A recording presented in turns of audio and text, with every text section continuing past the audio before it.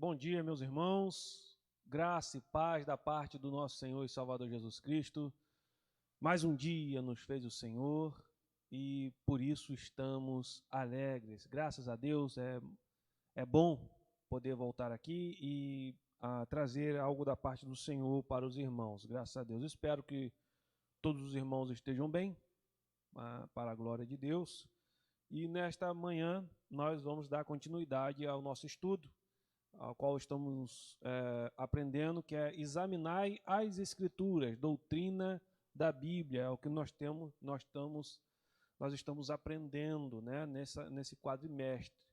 E o que nós vamos falar hoje, a proposta para nós estudarmos hoje é o que Jesus fez com a Bíblia dele, ou seja, vamos estudar, vamos falar sobre como Jesus usava as Escrituras, né? Claro que nós vamos entender que o que Jesus usava naquela época era o Antigo Testamento, ou a Torá, né? E os escritos dos profetas, não eram a Bíblia como nós conhecemos hoje, mas eram os pergaminhos, né, que eles tinham naquela época e que eles usavam, né, os rolos, e eles pregavam nas sinagogas, no templo, e eles falavam e estudavam sobre o Antigo Testamento. Não tinham essa conotação, essa nomenclatura, né, de como o Antigo Testamento, como a gente usa hoje, mas eram as Escrituras Sagradas. E vamos entender a importância que Jesus sempre deu às Escrituras. Jesus sempre deu a importância devida e depois também ele sacramenta, nós vamos entender isso, o Novo Testamento, vamos dizer assim, sacramentar, né?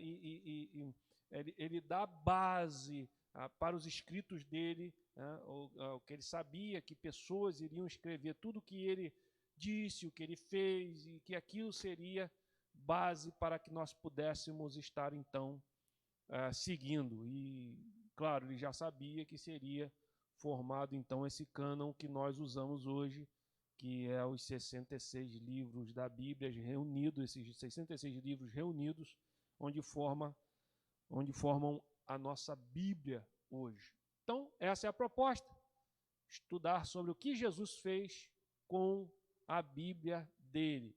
Então, o alvo da lição, né, nós alunos, né, seremos capazes então de reconhecer que Jesus cumpriu toda a palavra.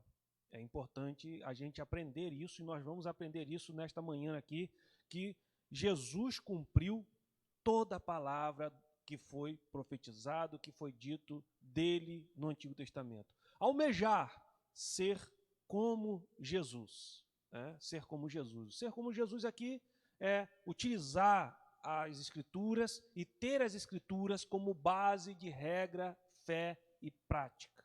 É isso. E decidir também pelo esforço em cumprir o que está nas Escrituras. Decidir pelo esforço em cumprir o que está nas Escrituras. Ou seja, nos esforçarmos, aprender da Bíblia, estudar a Bíblia, entender a importância da Bíblia e usar a Bíblia na sua vida, colocar em prática, cumprir o que você tem estudado, o que você tem aprendido da palavra do Senhor e colocar então em prática na sua vida diária, dia após dia, colocando essa palavra para ser cumprida na sua vida, não na vida dos outros. É claro que você vai pregar desta palavra, nós vamos ver isso aqui também, nós devemos pregar dessa palavra, mas é importante que você entenda que primeiro você precisa vivê-la.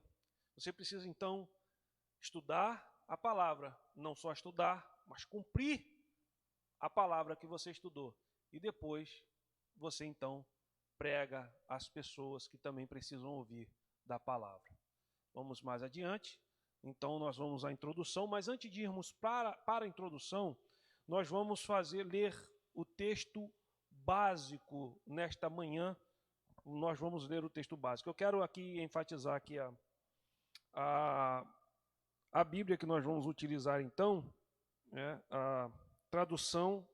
Eu trouxe para vocês a tradução NTHL, Nova tradução de hoje, desculpa, linguagem de hoje, então é NTLH, nova tradução, linguagem de hoje. Então o nosso texto básico hoje está em Lucas 24, 13 até o 27, que diz o seguinte: no domingo bem cedo, as mulheres foram ao túmulo, levando os perfumes que haviam preparado. Elas viram que a pedra tinha sido tirada da entrada do túmulo. Porém, quando entraram, não acharam o corpo do Senhor Jesus. E não sabiam o que pensar. De repente, apareceram diante dela 2 homens vestidos com roupas muito brilhantes. E elas ficaram com medo e se ajoelharam, e encostaram o rosto no chão.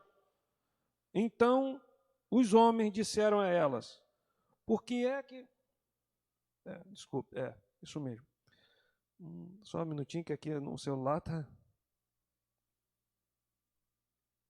Por que é que vocês então, vocês estão procurando entre os mortos quem está vivo?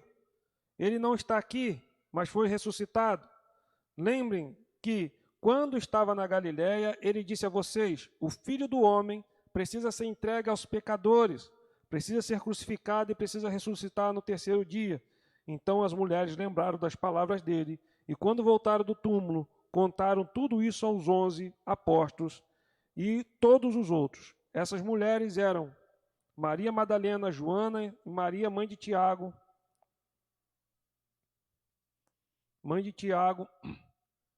E estas e outras mulheres que foram com elas contaram tudo isso aos apóstolos. Mas eles acharam que o que as mulheres estavam dizendo era tolice, não acreditaram. Porém, Pedro se levantou e correu para o túmulo, abaixou-se para olhar e viu somente os lençóis de linho e nada mais. Aí voltou para casa, admirado com o que havia acontecido. Naquele mesmo dia, 2 dos seguidores de Jesus estavam indo para um povoado chamado Emaús, que fica a mais ou menos 10 quilômetros de Jerusalém. Eles estavam conversando a respeito de tudo o que havia acontecido. Enquanto conversavam e discutiam, o próprio Jesus chegou perto e começou a caminhar com eles. Mas alguma coisa não deixou que eles o reconhecessem. Então Jesus perguntou: o que é que vocês estão conversando pelo caminho? Eles pararam com um jeito triste. E um deles, chamado Cleopas, disse: será que você é o único morador de Jerusalém que não sabe o que aconteceu lá nesses últimos dias? O que foi? Perguntou ele. Eles responderam: o que aconteceu com Jesus de Nazaré? Esse homem era profeta, e para Deus e para todo o povo ele era poderoso em atos e palavras. O chefe dos sacerdotes e os nossos líderes o entregaram para ser condenado à morte e o crucificaram. E a nossa esperança era que fosse ele quem iria libertar o povo de Israel.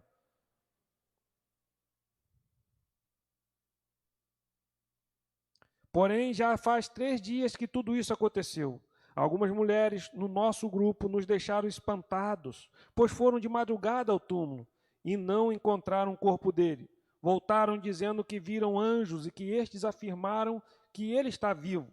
Alguns do nosso grupo foram ao túmulo e viram que realmente aconteceu o que as mulheres disseram, mas não viram Jesus. Então Jesus lhe disse: como vocês demoram a entender e a crer em tudo que os profetas disseram? Pois era preciso que o Messias sofresse e assim recebesse de Deus toda a glória.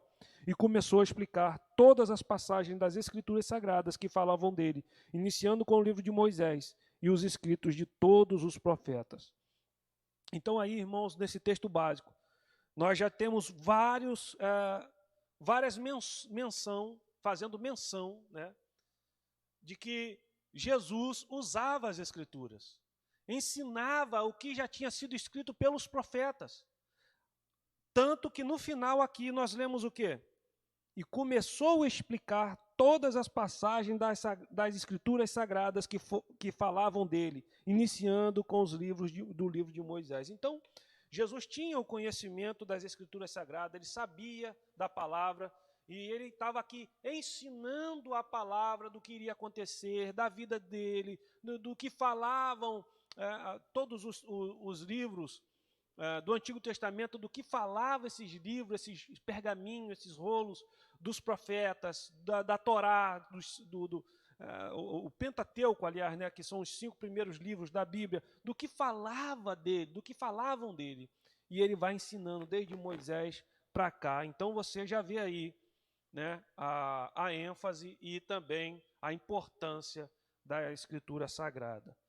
Aí, continuando, nós temos o versículo-chave, que é o Apocalipse 14, 6, que diz assim: vi outro anjo voando pelo meio do céu, tendo um evangelho eterno para pregar aos que se assentam sobre a terra, e a cada nação, e tribo, e língua, e povo. Então, o alvo da lição, como resultado desta lição, espera-se que o aluno devolva à Bíblia o lugar central dela em sua vida e ministério. Bom, irmãos, antes mesmo disso tudo, nós já vamos entrar aqui na introdução. Vamos falar com Deus. Vamos falar com o Senhor, que é importante sempre ao adentrar a palavra do Senhor, ao meditar na palavra de Deus, nós precisamos a ajuda do Espírito Santo, né, para que ilumine nossas mentes. Senhor, nós queremos te agradecer por mais esse dia, um dia abençoado que o Senhor nos está concedendo, um domingo abençoado da parte do Senhor.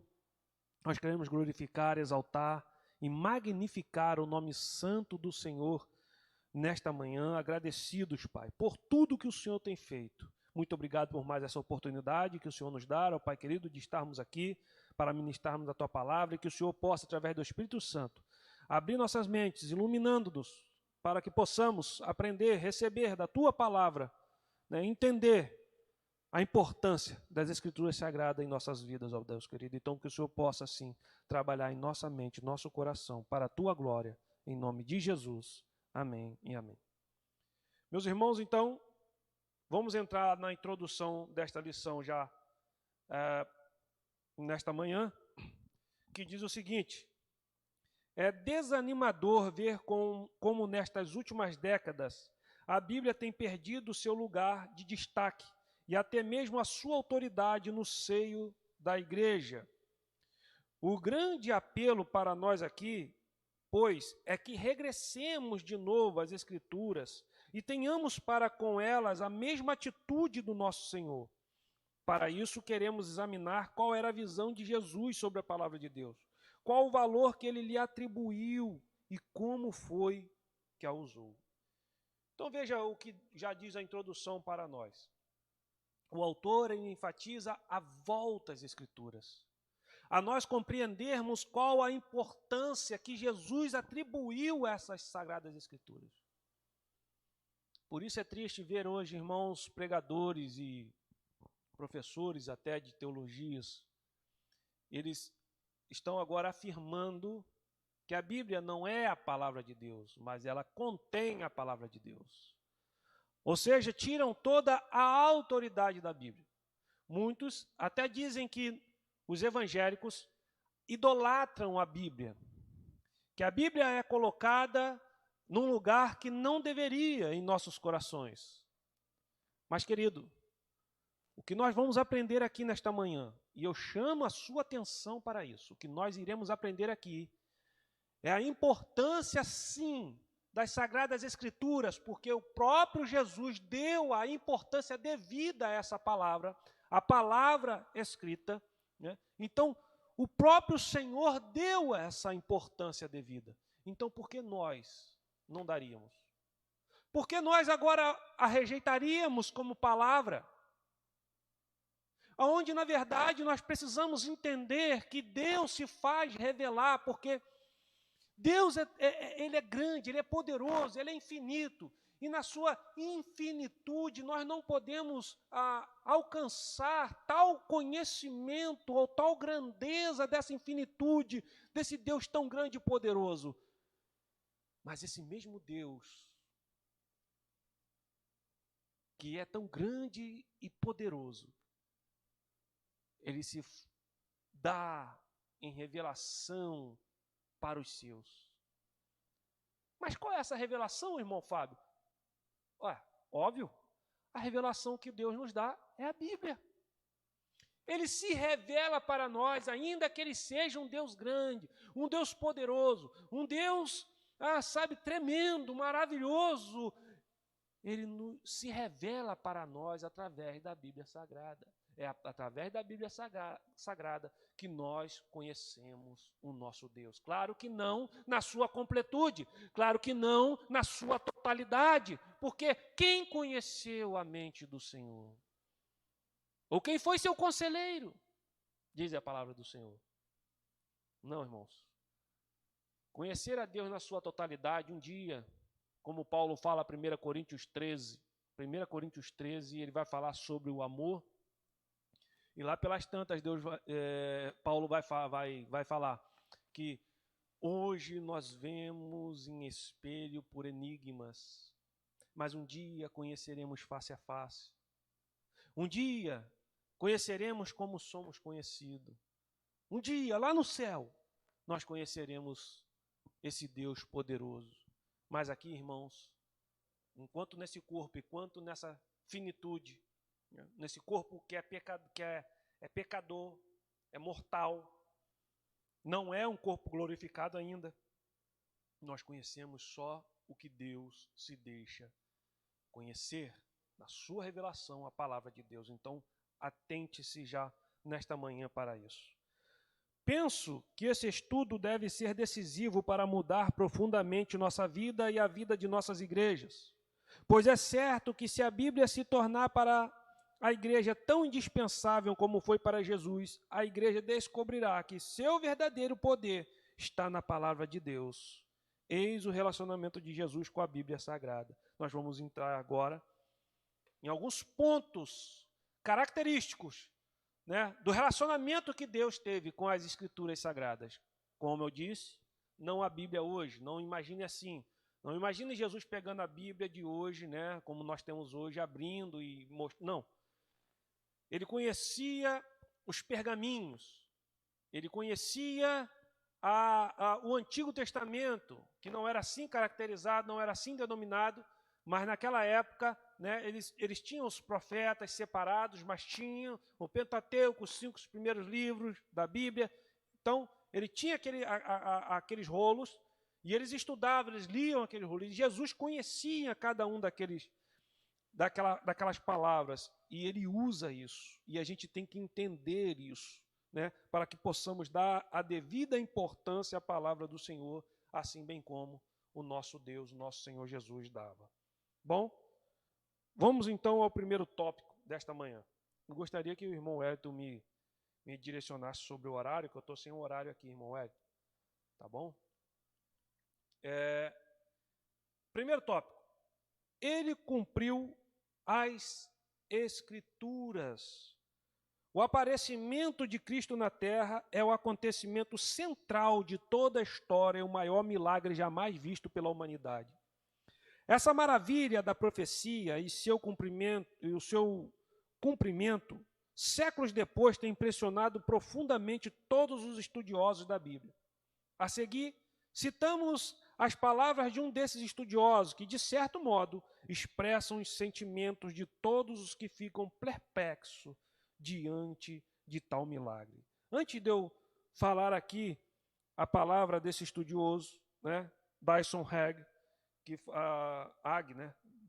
que falou sobre esse tão grande milagre da vinda de Jesus na Terra, eu quero aqui enfatizar, irmãos, que esse é o ponto central da Bíblia.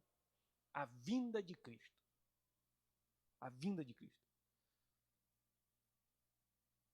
De modo que todo o Antigo Testamento ele vai ser direcionado a Cristo. Todo o Antigo Testamento ele vai apontar para um alvo. E esse alvo é Jesus. Escute, meu irmão, minha irmã. A Bíblia não aponta para você. A Bíblia não diz sobre você. A Bíblia é um livro de Deus. Um livro que fala sobre esse Deus. Então, o Antigo Testamento, ele está apontando todos os acontecimentos, todas as causas. Sempre você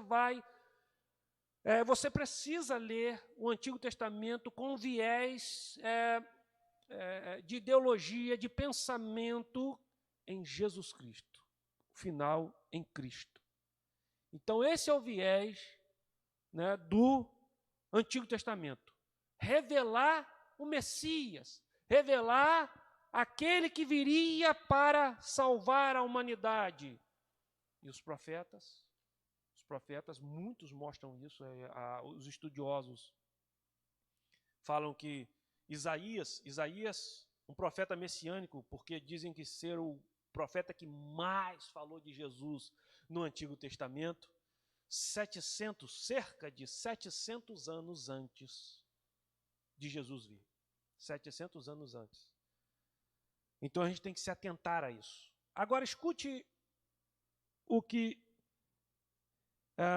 esse estudioso aqui da Bíblia, ele diz sobre a vinda de Jesus. Século antes de Cristo nascer, seu nascimento, sua carreira, seus sofrimentos e glória foram descritos em esboço e detalhes no Antigo Testamento.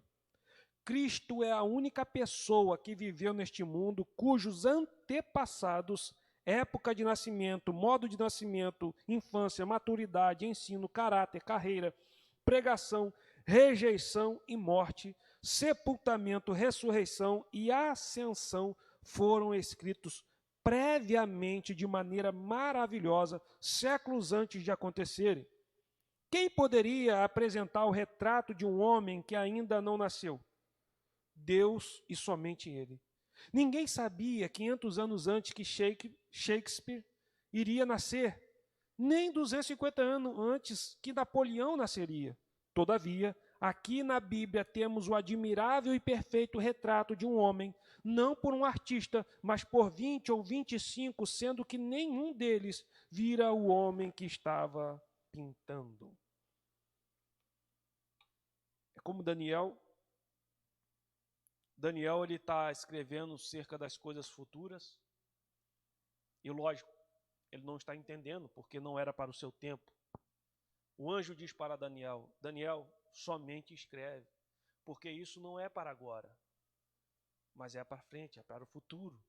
E isso são coisas que irão acontecer. Mas escreve, Daniel. Mas Daniel não estava entendendo das coisas. Claro, muitos dos profetas, com certeza, não estavam entendendo do que estavam escrevendo, de quem estavam falando eles. Por exemplo, quando Isaías escreve capítulo 53, que fala veementemente de Jesus ali, você nota facilmente que está sendo falado de Jesus. Com certeza, Isaías talvez ficou meio, mas isso é sobre quem? É sobre que pessoa que eu estou escrevendo? Pode ter acontecido que Isaías e outros profetas tenham ficado perplexos ao escreverem coisas que não conheciam ou que era mistério para eles naquela época. Mas cabia a eles escrever tudo que aconteceria.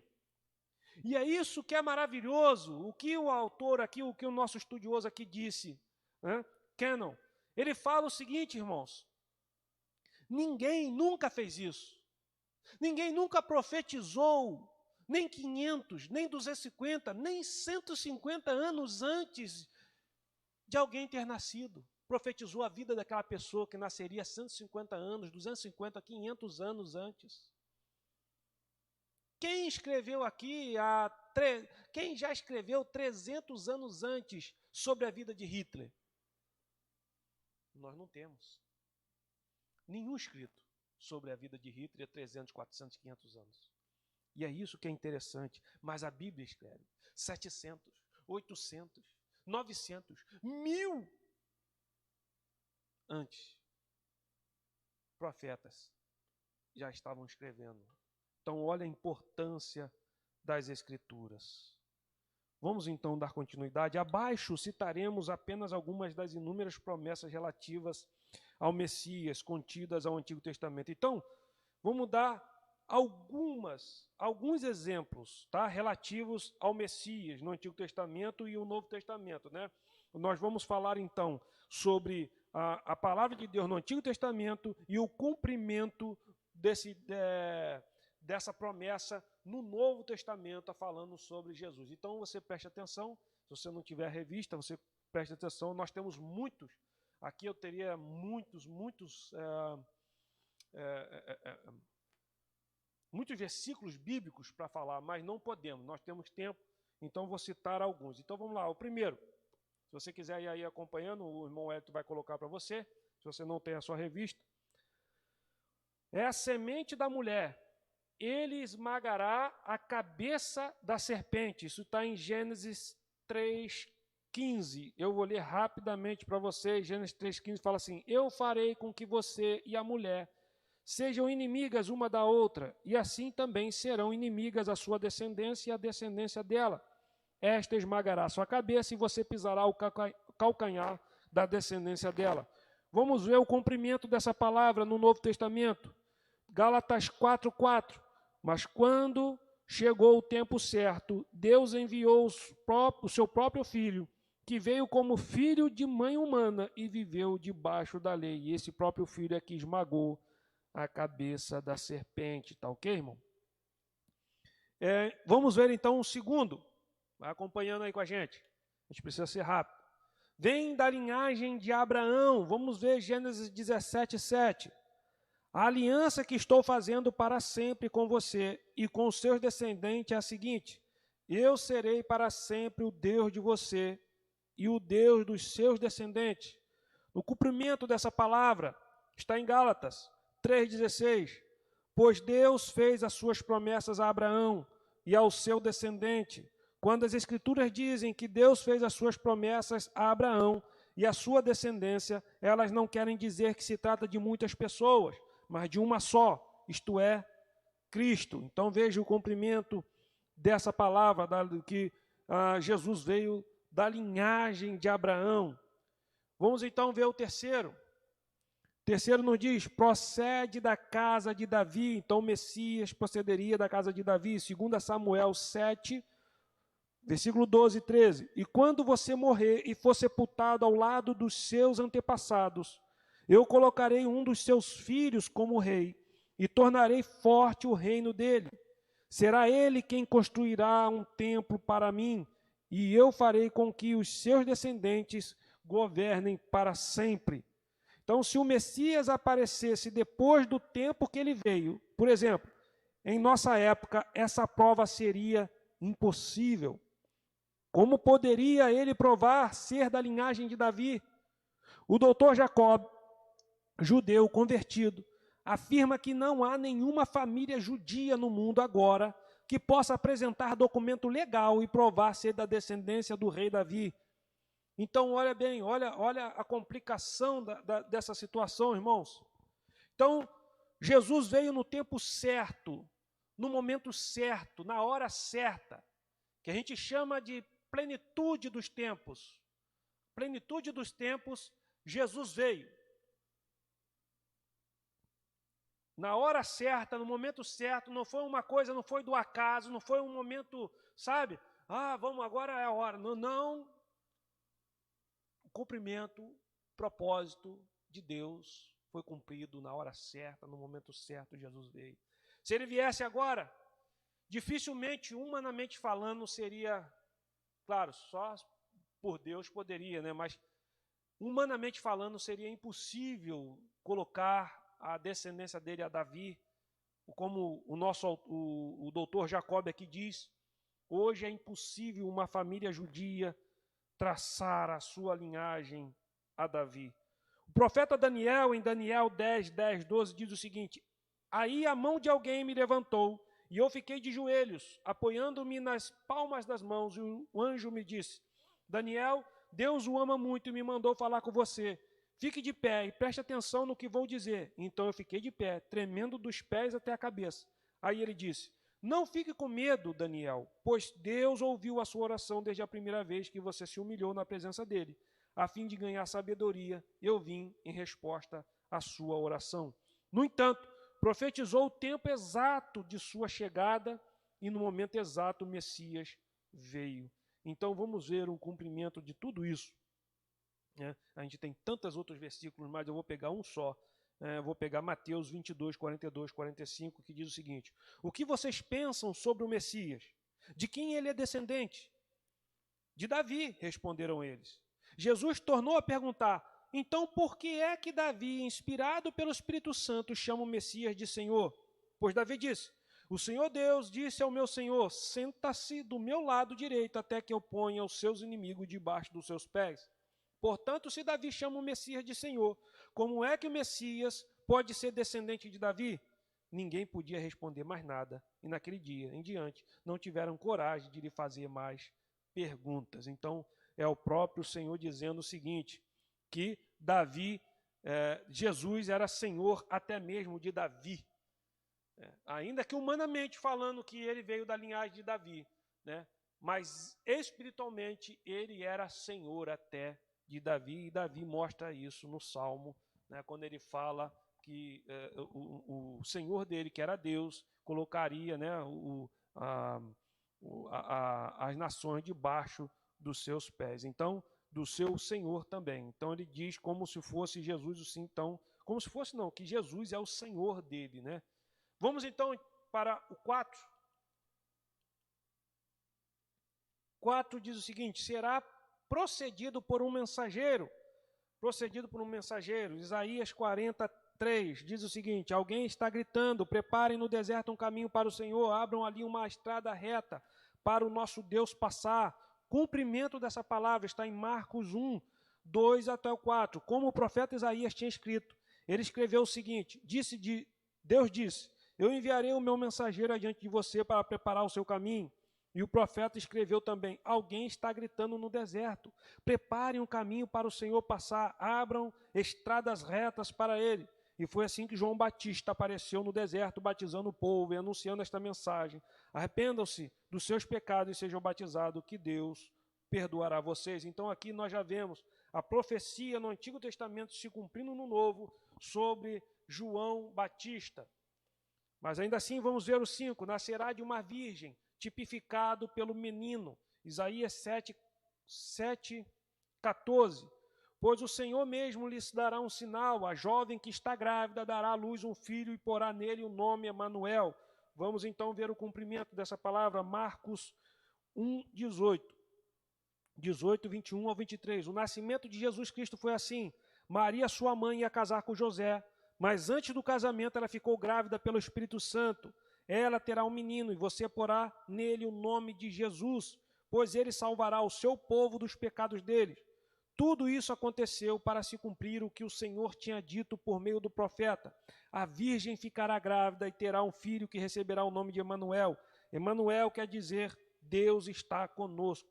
Meus irmãos, muitos versículos do Antigo Testamento para o Novo Testamento, mostrando de que as Escrituras elas foram cumpridas, elas são sérias, né? Elas são para nós darmos importância. Vamos ainda ver o número 6. Jesus nasceria em Belém. Está lá em Miqueias 5:2. O Senhor Deus diz: Belém Efrata, você é uma das menores cidades de Judá, mas do seu meio farei sair aquele que será o rei de Israel. Ele será descendente de uma família que começou em tempos antigos, num passado muito distante. O cumprimento dessa palavra está em Mateus 2:1. Jesus nasceu na cidade de Belém, na região da Judéia, quando Herodes era rei da terra de Israel. Nesse tempo, alguns homens que estudavam as estrelas vieram do Oriente e chegaram a Jerusalém. Então, esse é o cumprimento do nascimento de Jesus. Aí aqui nós vamos ter o 7, irmãos. Eu não vou ler tudo.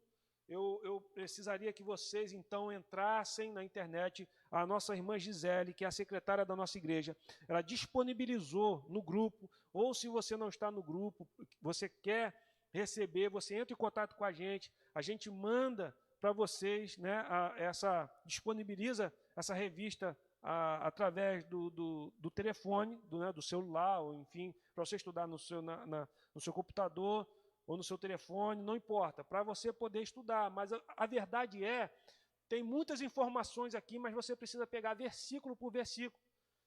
Nosso irmão Wellington aí está botando para vocês aí, na tela, né, esse slide. E esse slide mostra aí, olha aí, ó, o 4, o 5, o 6, o 7 e fora os outros que nós já lemos alguns. olha que mostra de cumprimento, né, das Sagradas Escrituras do Antigo e do Novo. É muitas palavras, e só eu aqui lendo algumas delas para vocês não vai ser de edificação, irmãos. A edificação será se você pegar uma por uma e estudar, ler e compreender, tá bom? Nós vamos então continuar, e diz o seguinte, aqui a importância disso aqui é entender, né, o cumprimento das Escrituras, um cumprimento do Antigo no Novo Testamento. É isso que é importante você entender. Encontramos ainda muitas outras previsões que descrevem o caráter e o ministério de Jesus. Estas, porém, nos bastam para este espaço. De fato, Jesus, e ele somente, apresentou as credenciais perfeitas. Ninguém antes dele ou depois dele fez isso, nem poderia haver alguém no futuro capaz de fazê-lo. Então, meu irmão, o que mostra todos esses versículos que nós lemos, todos esses versículos, mostra a identidade fiel de Jesus como Messias que viria salvar a humanidade, né?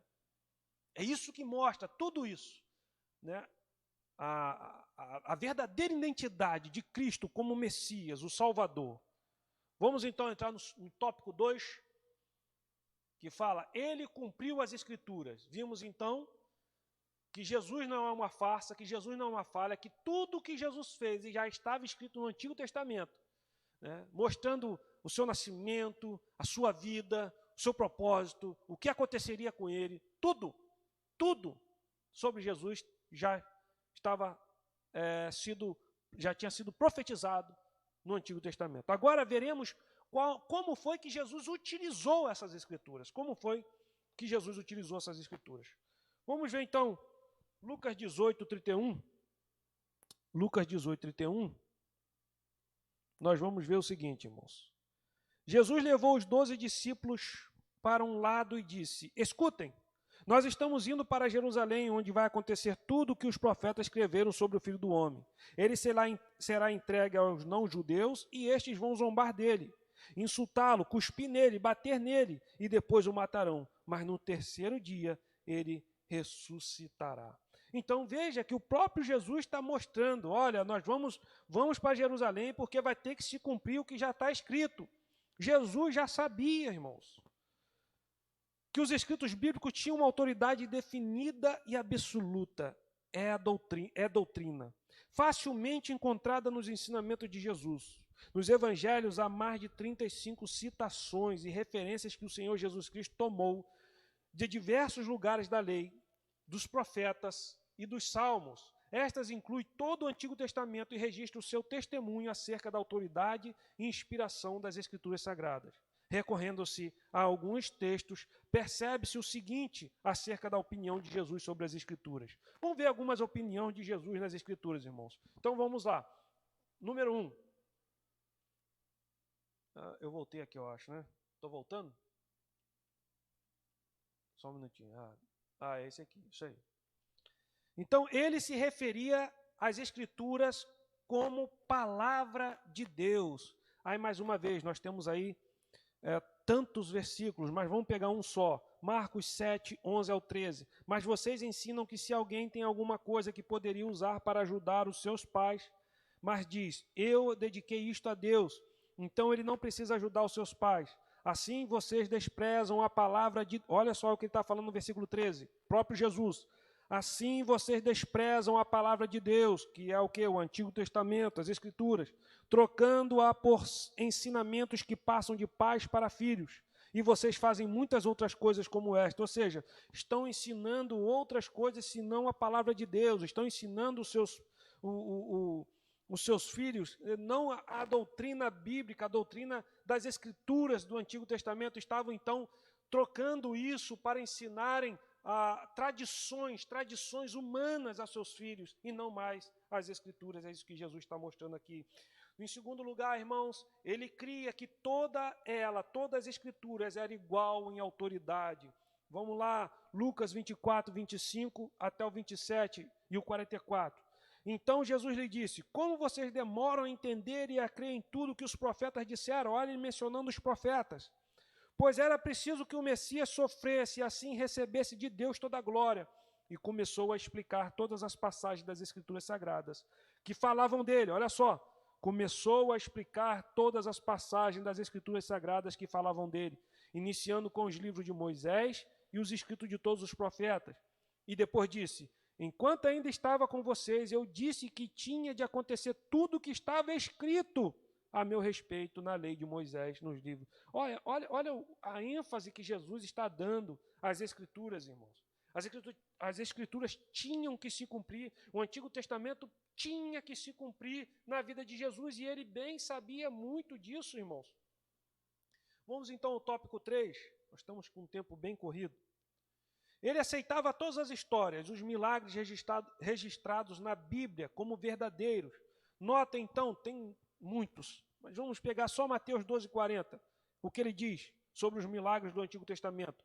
Porque assim como Jonas ficou 3 dias e 3 noites dentro de um grande peixe, assim também o Filho do Homem ficará 3 dias e 3 noites no fundo da terra. Olha ele aqui pegando, né, um acontecimento sobrenatural lá no Antigo Testamento para dar o exemplo no Novo, mostrando então uma tipificação de que se Jonas ficou 3 dias e 3 noites no ventre do peixe, era o que Jesus ia passar 3 dias, 3 noites no ventre da terra e depois ressuscitaria. Então vamos ver o 4, então, para nós terminarmos a tópico 2. Ele colocou o seu selo também sobre o Novo Testamento. Antes de ser escrito o Novo Testamento, Jesus prometeu que o Espírito Santo iria guiar seus escritores em toda a verdade. Veja João 14:26. Olha o que Jesus diz: mas o Auxiliador, o Espírito Santo, que o Pai vai enviar em meu nome, ensinará a vocês todas as coisas e fará com que lembrem de tudo o que eu disse a vocês. Ou seja, irmãos, vai fazer com que a gente lembre tudo o que Jesus disse. E o que Jesus disse? Bom, está nos Evangelhos. Os Evangelhos foram escritos, inspirados pelo Espírito Santo, para que pudesse nos mostrar, nos lembrar tudo aquilo que Jesus fez e disse, irmãos. Então veja como ele está agora mostrando a importância do Novo Testamento. Irmãos, não menosprezem a palavra do Senhor, não menosprezem como muitos estão fazendo em nosso tempo, não menosprezem, isso é uma heresia terrível. Vamos então entrar no terceiro tópico. Ele usou a Bíblia, o próprio Jesus Cristo usou a Bíblia. Pela maneira como Jesus usou a Bíblia, pode-se perceber claramente que ele a julgava simplesmente indispensável. E como ninguém, ele a usou de forma magistral. A palavra de Deus nos exorta a fazermos o mesmo. Procura apresentar-te a Deus aprovado como obreiro de que não tem de que se envergonhar, que maneja bem a palavra da verdade. Olhemos, pois, para Jesus e aprendamos com ele o manejo correto dessa espada poderosa que é a palavra de Deus. Então, irmãos, que nós possamos aprender o próprio Jesus. Irmãos, não é muitos versículos que poderíamos trazer.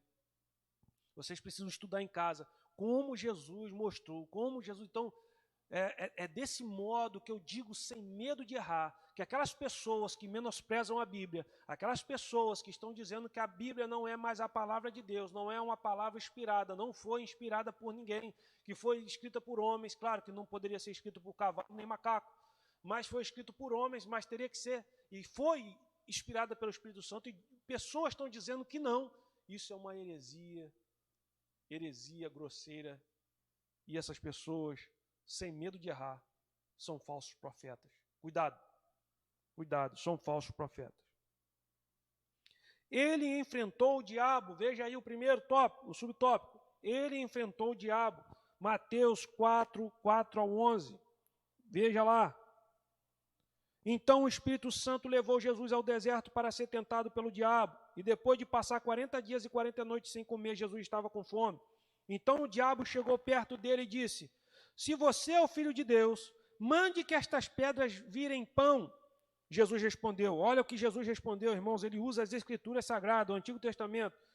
As Escrituras Sagradas afirmam, o ser humano não vive só de pão, mas vive de tudo que Deus diz. Em seguida, o diabo levou Jesus até Jerusalém, a cidade santa, e o colocou no lugar mais alto do templo. Então disse, notem, Nota então que o próprio diabo agora vai fazer uso das escrituras. Olha o que o diabo diz: se você é o filho de Deus, jogue-se daqui, pois as escrituras sagradas afirmam: Deus mandará que os seus anjos cuidem de você. Eles vão segurá-lo com as suas mãos para que nem mesmo os seus pés sejam feridos nas pedras. Jesus respondeu, olha só, Jesus vai usar a escritura de novo. Mas as escrituras sagradas também dizem: não ponha à prova o Senhor, seu Deus. Depois o diabo levou Jesus para um monte muito alto, mostrou-lhes todos os reinos do mundo e as suas grandezas e disse: eu lhe darei tudo isso se você se ajoelhar e me adorar. Jesus respondeu: vai embora, Satanás. Mais uma vez Jesus usa as escrituras. As escrituras sagradas afirmam: adore o Senhor, seu Deus, e sirva somente a Ele. Consequência disso, então, o que aconteceu? O diabo foi embora e vieram anjos e cuidaram de Jesus. Notem, irmãos, que Jesus está aqui usando a própria palavra de Deus contra o diabo, contra Satanás. É o que devemos fazer. A palavra de Deus é a nossa espada, é a única na armadura de Deus que fala em Efésios 6, sobre a armadura de Deus. É a única arma que nós temos para atacar.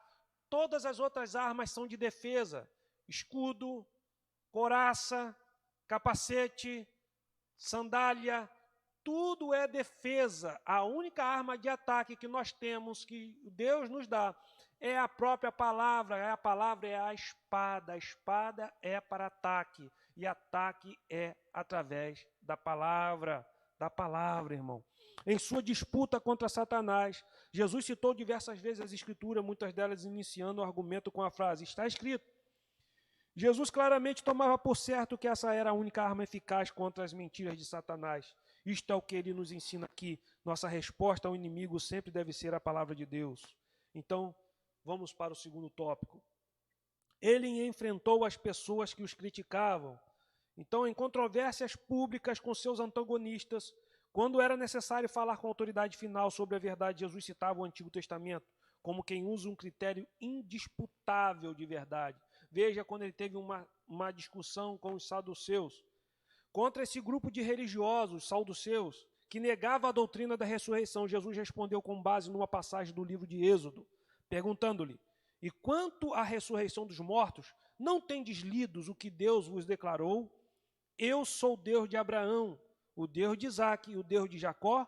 Ele não é Deus de mortos, e sim de vivos. Então ele usa o próprio Antigo Testamento para então falar do Antigo Testamento para os saduceus e assim dar a palavra aos saduceus.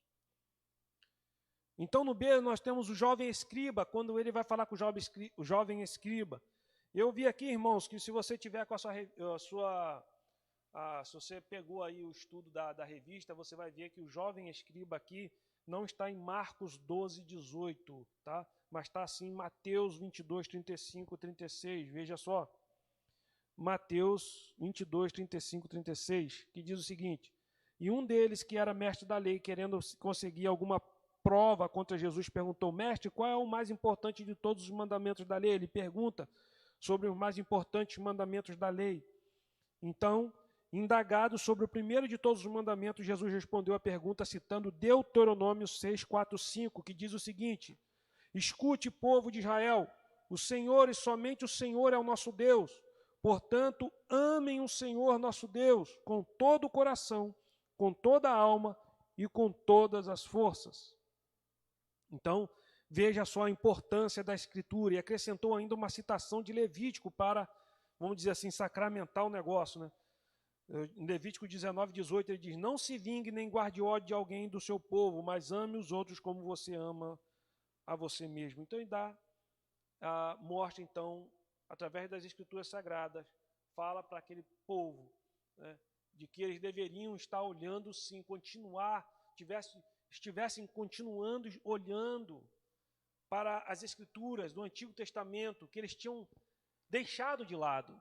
Eles pegavam só o que interessava. Aquela época que Jesus veio, eles não utilizavam, não seguiam toda a lei, mas utilizavam o que era conveniente a eles e ainda tinham acrescentado mais 618 leis, né, deles na lei de Moisés. Então a gente precisa compreender estas coisas. Eu quero aqui pedir o Hélio, quanto tempo nós temos? Porque você mostrou um ali primeiro de 28, agora 49, 5 minutos? Amém. Tá bom. Vamos lá então, gente.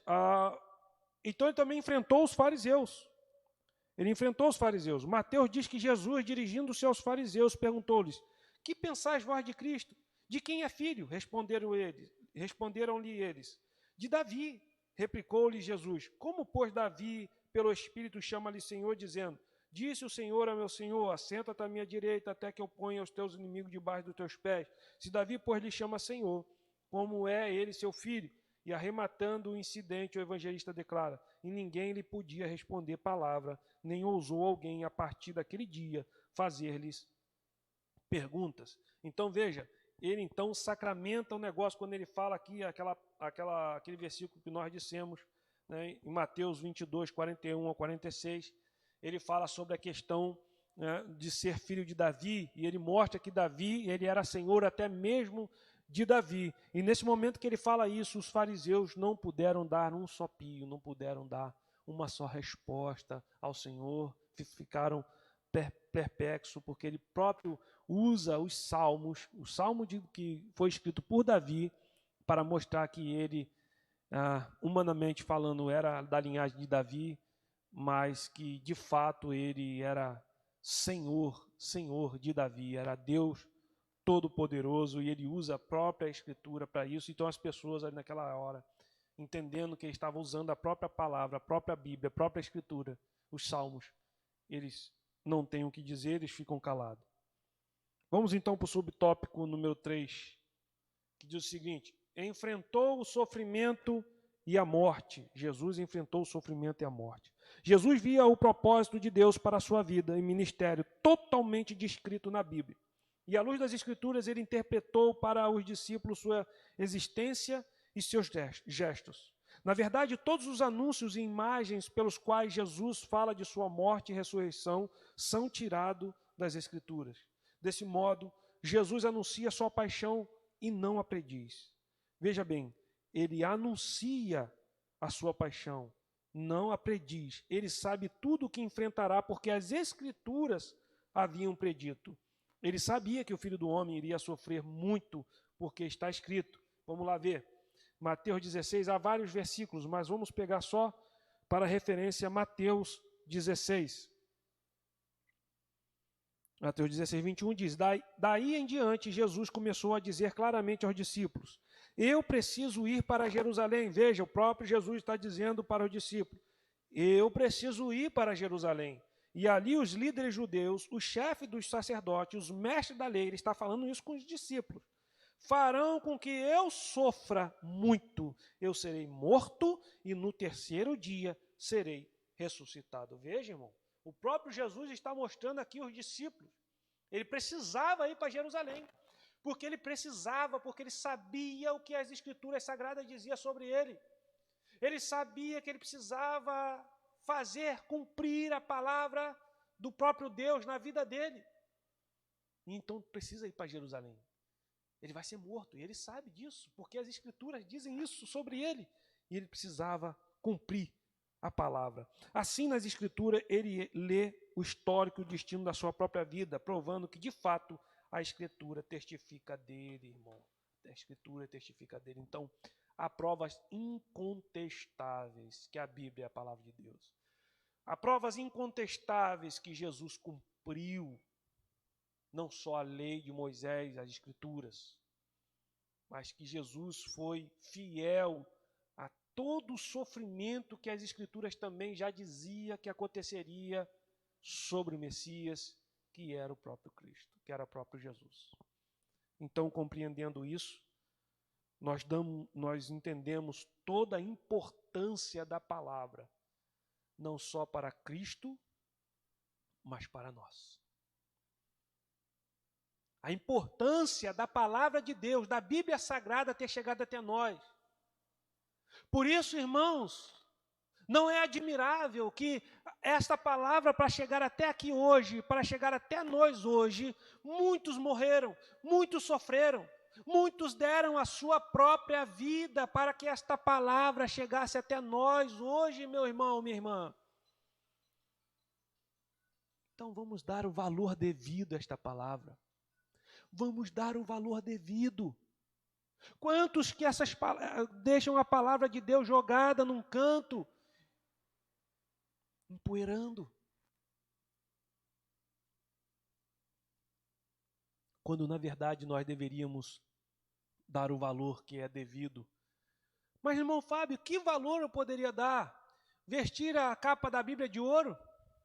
Colocar ela num pedestal na minha casa mais bonito, bem vista? Não, meu irmão, não é. Não é esse tipo de coisa que eu estou dizendo. O valor que você deve dar à Bíblia é entendendo ela sendo a palavra de Deus, então você estudando a palavra com temor e tremor, a palavra do Senhor sistematicamente.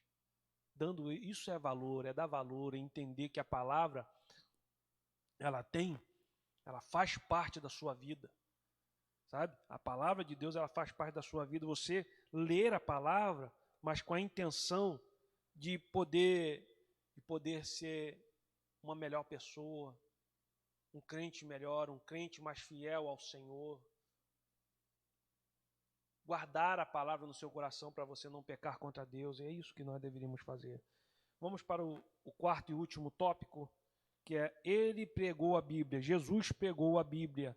Lá em João 3,14 diz o seguinte, João 3,14, assim como Moisés no deserto levantou a cobra de bronze numa estaca, assim também o Filho do Homem tem de ser levantado. Então ele já está ali pregando a própria palavra do Senhor. Ao lermos os evangelhos, percebemos que antes de milagres, a pregação era a prioridade de Jesus. Mas com frequência permitimos que os milagres se destaquem mais. Prestem bem atenção aqui, meu irmão.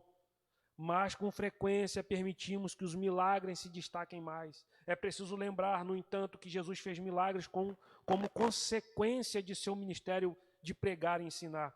Os milagres são consequência da pregação que Jesus vinha, do ensino que Jesus tinha para fazer. Quando as multidões clamaram por mais milagres, ele disse a seus discípulos, em Marcos 1,38, vamos a outros lugares, a fim de que eu pregue também ali, pois para isso é que eu vim. Marcos 1,38, preste bem atenção. Para isso, Jesus está dizendo, para isso é que eu vim. Para que ele veio? Para pregar. Ele está dizendo que a fim de que eu pregue. Então, ele veio para pregar. As igrejas de hoje invertem a ordem de Jesus, falam de milagres e deixam de pregar a palavra de Deus. Note-se como muitos pregadores, ao lerem a comissão dos discípulos em Marcos 16,15, Marcos 16,15 fala sobre a comissão de ir pregar o evangelho, carregam a ênfase nos versículos que falam dos sinais e desprezam por completo o versículo 15. O versículo 15 que diz, então ele disse, vão pelo mundo inteiro e anunciem o evangelho a todas as pessoas. Mas as pessoas dão ênfase no versículo 18, principalmente 17 e 18. Na verdade, expõe a essência de nossa vocação. De fato, a verdadeira palavra de Deus, uma vez pregada, traz em si a evidência da verdade, independente de milagres externos, irmãos. Preste bem atenção, vou ler de novo. De fato, a verdadeira palavra de Deus, uma vez pregada, traz em si a evidência da verdade, independente de milagres externos. Então, é pela palavra que nós somos salvos. É pela palavra. É a palavra que nos liberta. É pela palavra, Deus escolheu assim, Deus quis assim, irmãos. É através da pregação que somos salvos.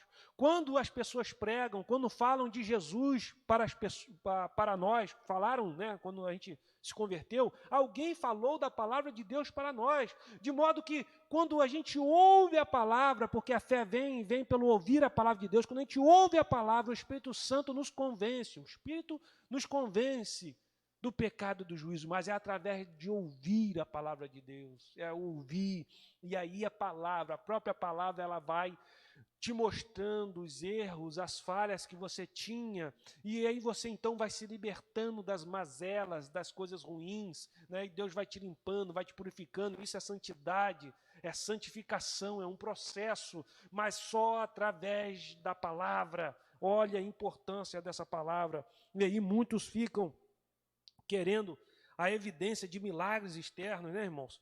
O doutor Martin Lloyd Jones afirmou que a mais urgente necessidade da igreja cristã é a verdadeira pregação. Hoje isto é mais necessário do que nunca, porque vemos por toda parte uma ignorância, até mesmo dos rudimentos da fé. É possível que muitos que foram curados na igreja jamais conheceram a verdadeira salvação. Isso é importantíssimo, e eu vou frisar aqui, é importantíssimo. Muitos podem até ter recebido de Deus um milagre, preste bem atenção. Muitos podem ter recebido de Deus um milagre maravilhoso, mas não quer dizer que aquela pessoa, por ter recebido um milagre, aquela pessoa foi salva, irmão. Não quer dizer, muitos estão dentro da igreja, porque Jesus fez um milagre e ela é grata a Deus.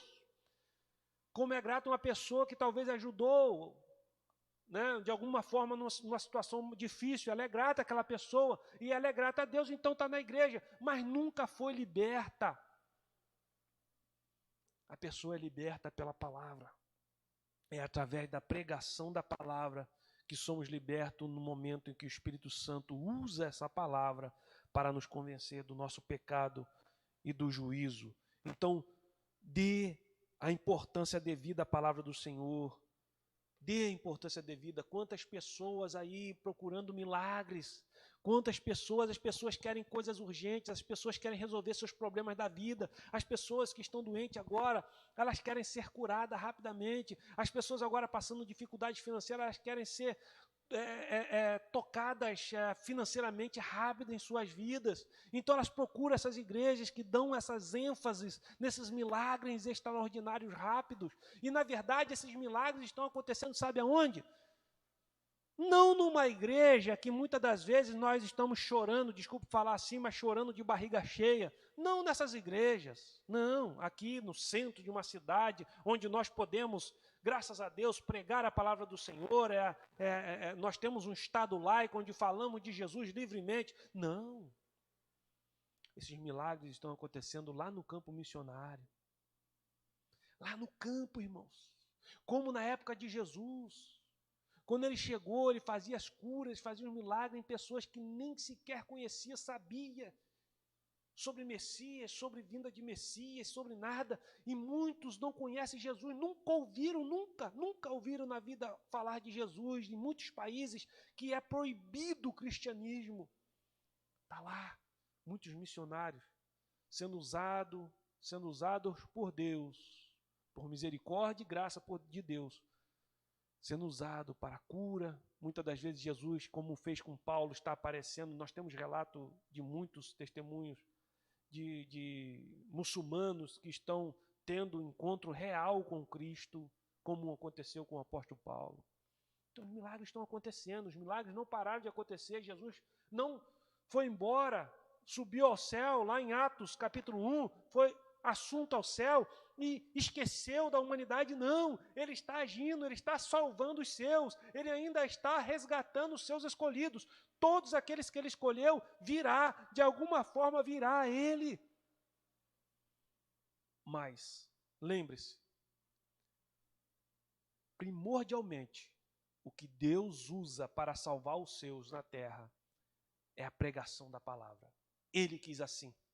Nem os anjos, irmãos, tiveram esse privilégio de pregar a palavra para a salvação, mas Deus deu àquele qual tantos quantos ele salvou, os seus escolhidos, seus que ele escolheu na terra. Ele falou assim, e ele diz que nós, depois de salvos, justificados, remidos em Cristo Jesus, ele diz: ide e pregai o evangelho a toda criatura, fazei discípulos. Então lembre-se, a pregação é importantíssimo. Vamos então encerrar com a conclusão, que diz o seguinte: isso tudo leva-nos à conclusão de que a volta às Escrituras por parte da igreja contemporânea é crucial. É crucial, irmão. É urgente a necessidade de nos imbuirmos da mesma atitude de Jesus e voltarmos apressadamente à Bíblia. É necessário, irmãos, as pessoas estão se afastando da Bíblia, as pessoas não leem a Bíblia, menosprezam a palavra de Deus e elas ficam sendo alimentadas somente do que sai da boca de um homem.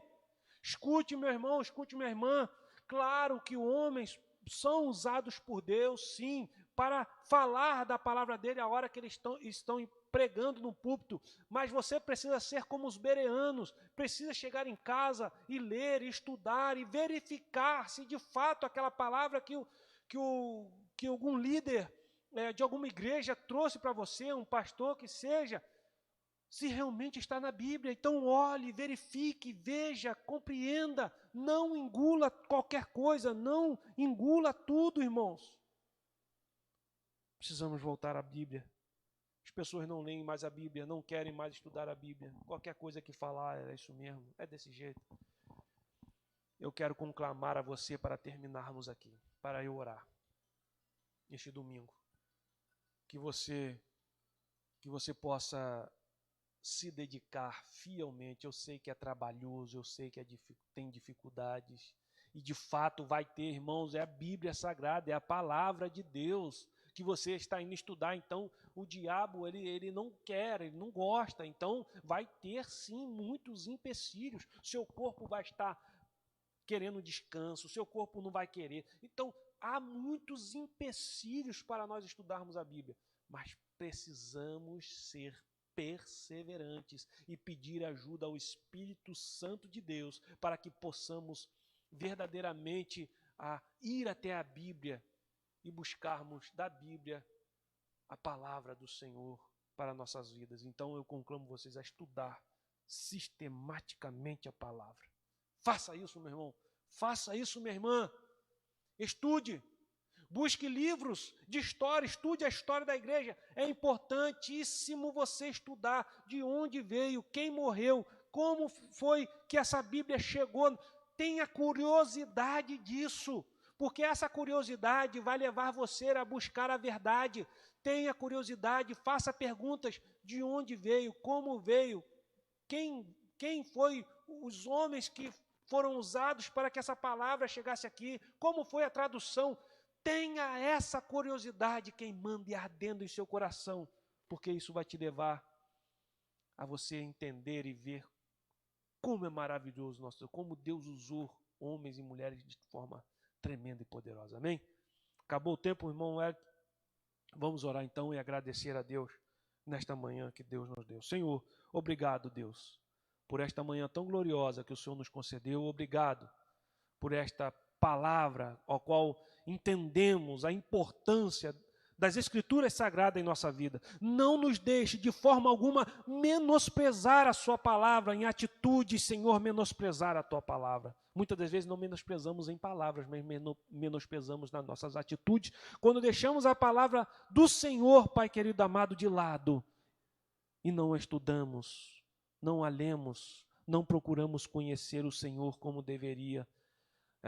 deveríamos fazer, ó Pai querido amado. Então que o Senhor nos perdoe, nos ajude, que nesta manhã o Senhor possa estar tocando em vidas, corações, através do Espírito Santo, a que desejem do seu profundo, do seu coração, ó Pai querido amado, ler e aprender da parte do Senhor. Ser com eles, nos dê uma manhã, um dia abençoado na Tua presença, e se assim nos permitir, uma noite gloriosa, onde possamos estar aqui na igreja, adorando e glorificando o Teu nome, Pai querido amado, e dê uma semana abençoada para todos os nossos irmãos, para a honra e para a glória do Teu nome, nós rogamos e pedimos em nome de Jesus. Amém. Irmãos, que Deus abençoe a todos, e até domingo que vem, se assim o Senhor nos permitir. Deus abençoe. Fiquem na paz.